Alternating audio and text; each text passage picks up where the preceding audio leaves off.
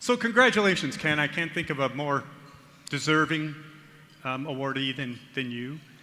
Thank you.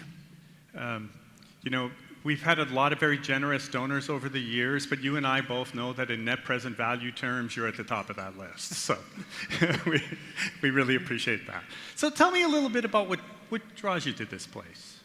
Why do you invest in UCF?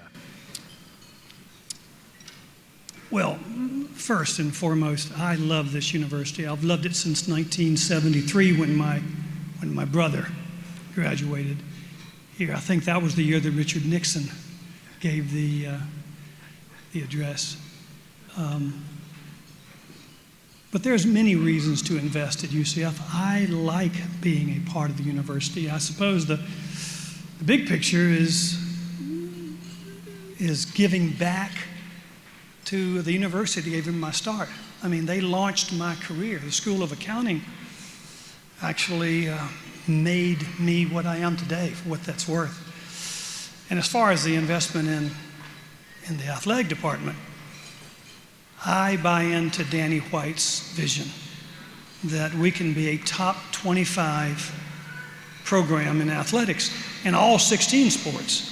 And there's no reason why the University of Central Florida, in my judgment, can't be to Florida what the University of Southern California is to California.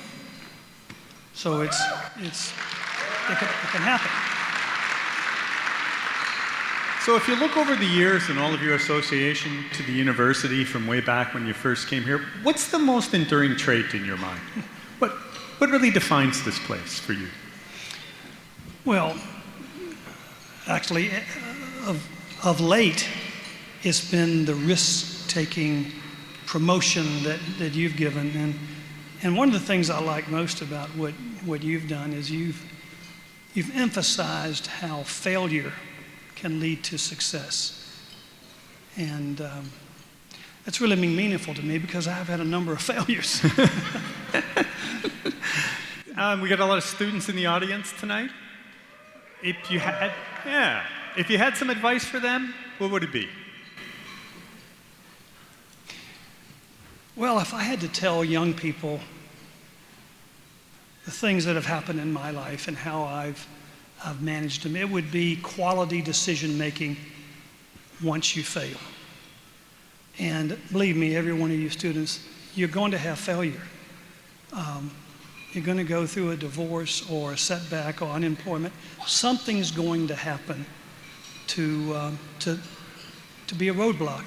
You know, I was flying back from New York about 5 years ago, and I made a list of the 5 best things that have ever happened in my life and the 5 worst things that have ever happened.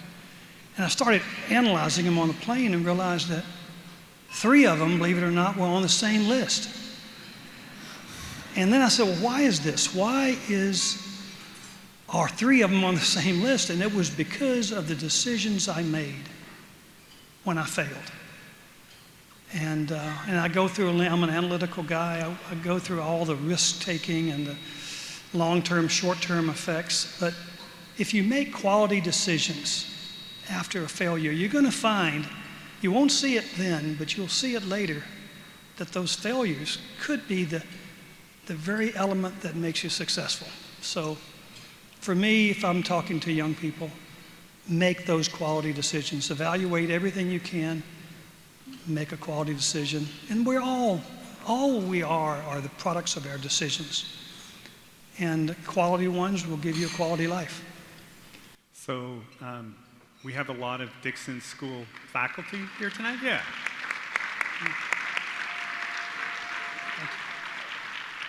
We have a lot of Dixon School faculty here tonight. What are your aspirations for the school? Give them a challenge. Give them a challenge. Well, I don't know about a challenge. I would like for the Dixon School of Accounting to be the preeminent accounting school in the country. And I guess with respect to the athletic program, I want us to be a top 25 national program in all 16 sports every year. So that's my hopes, for the university. So I've had the pleasure of getting to know Ken pretty well over the years. In fact, he was on the committee that recruited me to UCF. I remember having dinner at Sushi Pop and talking about your aspirations going forward. But I do know there's one thing that you love more than UCF. You are perhaps the most excited grandparent I have ever met. We can't compete with that, quite honestly. We don't even try. But here's the real question. They coming to UCF? Well, I would like for Parker to be at UCF. Of course, I'd love her to be a Knight. And I hope I don't spoil her too much, because I got infatuated with her 5 years ago when she was born.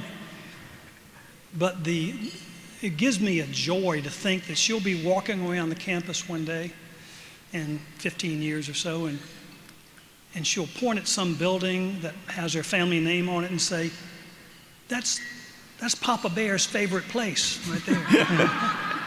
That's what I would like. And of course, what we all want. We want our children to be happy and productive citizens, and that's really what I want for Parker. And I wanted to avoid growing up like a Kardashian.